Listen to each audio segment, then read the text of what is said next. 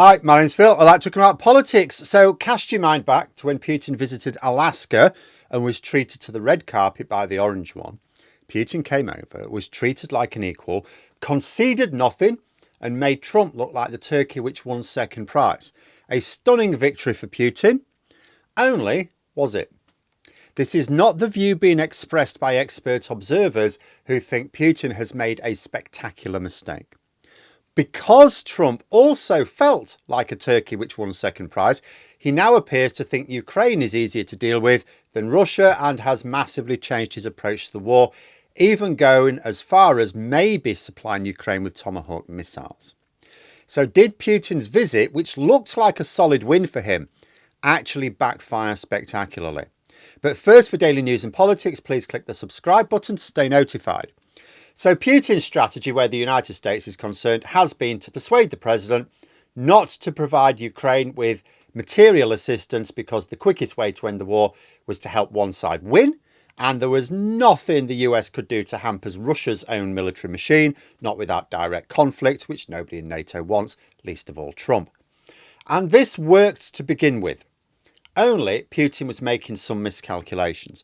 See, whenever the West were hesitant about supplying Ukraine with certain weapon systems, they were able in some cases to develop their own. Russia has been caught out time and again by assuming that Ukraine was utterly dependent upon others. It's their worldview. Everyone else is weak, right?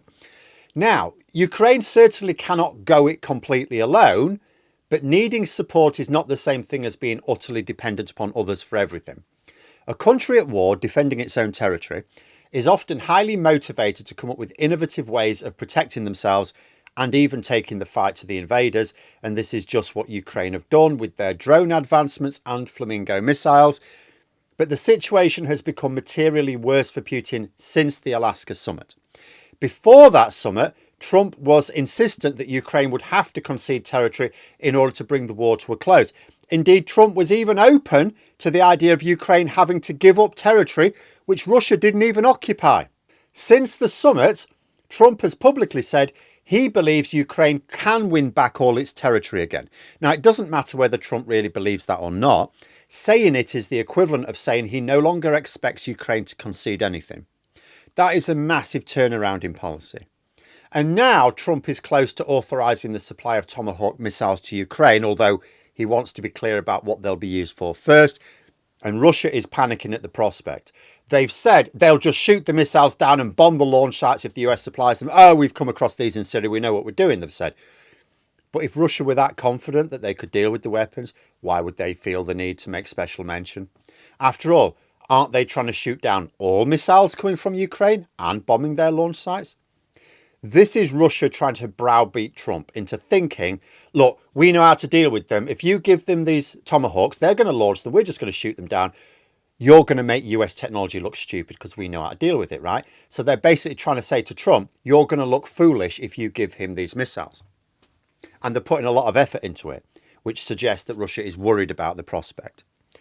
But all of this movement can be traced back to that summit in Alaska, where Putin made Trump look foolish. Let's look over what happened. So it was August 2025, Fairbanks Air Base. So the optics were very chocolate box perfect, weren't they? You had these two superpower leaders sharing the presidential limo, flags, honor guard. For Putin, a man facing an ICC indictment for war crimes, treated like royalty. This wasn't just a meeting, it was legitimizing his rule. He wasn't a pariah anymore. He was a partner, at least for a moment. You know, the reception, a lot pointed out, flew in the face of decades of US policy, which had, certainly treated Russia as an adversary after the 2014 annexation of Crimea, but, goes back beyond then as well. It was a powerful symbolic gesture that seemed to legitimize Putin, appearing to treat him not as an aggressor, but as an equal, a friend even, handshakes, everything, smiles for the cameras.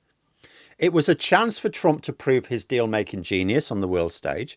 Western allies, of course, were grimacing but watching intently, while Moscow's state TV anchors were getting ready their victory monologues. The expectation game was quite simple. Camera lights on, communique signed, ceasefire declared, sanctions eased, Russian businesses welcome back into Western markets.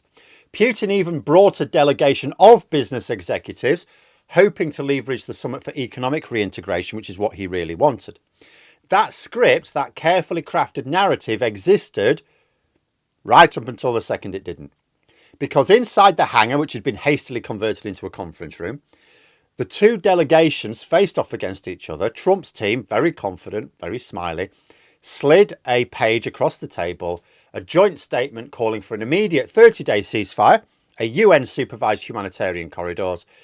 All Putin had to do was nod, let the cameras roll, claim he'd forced the West to freeze the battlefield on favourable lines to him. It was a win-win, a tangible outcome to justify his trip.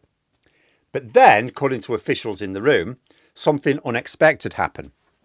Putin folded the paper and whispered, in Russian, but basically, no, without conditions. With a dismissive gesture, he signalled to end the press pool. That's it, it's done. Not even talking about it, mate.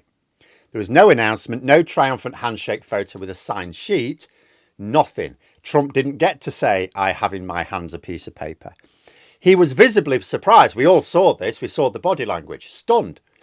He tried to salvage the moment, but Putin just smiled, stood up and left.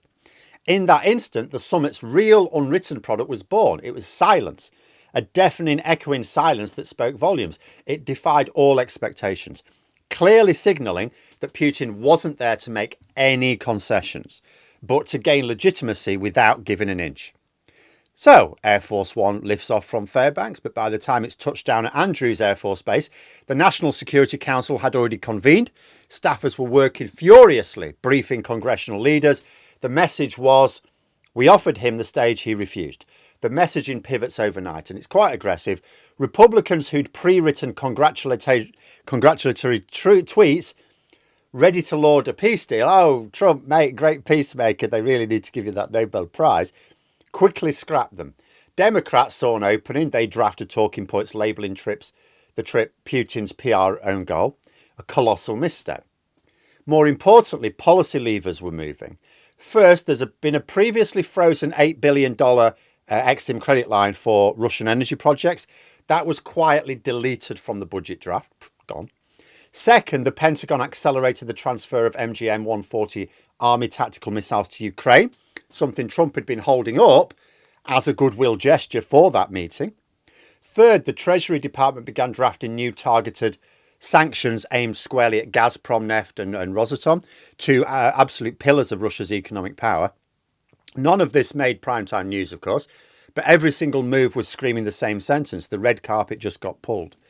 Trump's failure to secure any deal or peace agreement, coupled with his reluctance to criticise Putin, meant he was suddenly being criticised from all corners that he'd given away a valuable diplomatic asset and weakened US influence. Trump didn't like accused of being weak. The ruble slipped against the dollar, Russia's finance ministry scrambled and was forced to cancel a planned Eurobond issuance. Why? Because investors, spooked by the sudden policy reversal and diplomatic chill, cited policy reversal risk. Putin had hoped to dangle the prospect of market re-entry in exchange for sanctions relief. Instead, he walked away with neither, and his economy felt the immediate squeeze. And when something happens that the markets don't expect, the markets react. Meanwhile, US energy firms saw their competitive window open. LNG exporters seized the moment, forging two new long-term contracts with Poland and the Baltics, replacing volumes Moscow had assumed would eventually return to its coffers. That also makes those countries, which are Russian targets, more important customers for the United States. Trump may not care about protecting allies as such, but he does care about protecting business. Ukraine immediately saw the way the wind was blowing and powered up its strikes on Russian oil refineries over the summer. I've talked about these before, hitting the price of fuel for Russians and embarrassing the strongman leadership in the Kremlin. Publicly, Trump tried to put a brave face on it, calling the summit productive, very frank. But behind closed doors, apparently his frustration was clear. He wants to play hardball, fine, we squeeze. That's what he reportedly said. It was clear that no leader, especially one who prides himself on deal-making, likes walking away empty-handed. The footage of that red carpet welcome, initially meant to project strength, now looked like capitulation, an absolute gift to Putin. So the narrative shifted, and it shifted fast. Campaign rallies in New Hampshire and South Carolina suddenly featured lines like, "We offered peace, they chose war, so we back the fighters." It was a complete pivot, turning Russia into the rejectionist. Polls quickly showed independents approved this tougher line, 57 to 32. This about-face wasn't ideological, purely transactional politics. By turning sharper on Russia, Trump has regained the narrative control, ensuring that Putin, not he, was branded as the one who refused peace. It was a classic political manoeuvre to save face and reassert dominance, especially after the summit failed to produce any tangible peace deal, or indeed anything at all. Literally nothing was agreed. And Putin is left with nothing as well. He looks like he'd won because he gave nothing, but this only resulted in him getting nothing in return. His maximalist demands have backfired. Putin had Trump in the palm of his hand. He had Trump basically on his side. But because he failed to understand that Trump needs to sell wins, and Zelensky was giving Trump wins, and Putin wasn't. Since that bust-up in the White House in February, where Putin was riding high, the Russian president has arguably made miscalculation after miscalculation. And now his refusal to concede anything at all has blown up in his face. I mean, he's a bit like a thief, isn't he? Who's stolen a sack of money, and he's given the chance of walking away. The police have gone, right, we'll let you take it if you give us $10 back. And he's refused to even do that. What looked like a PR victory for Putin in Alaska turned out to be an economic and military disaster. But let me know what you think in the comments below. And for more content, you could subscribe to the channel or even join for access to streams and behind the scenes updates. Thanks for watching, and until next time, I'll see you later.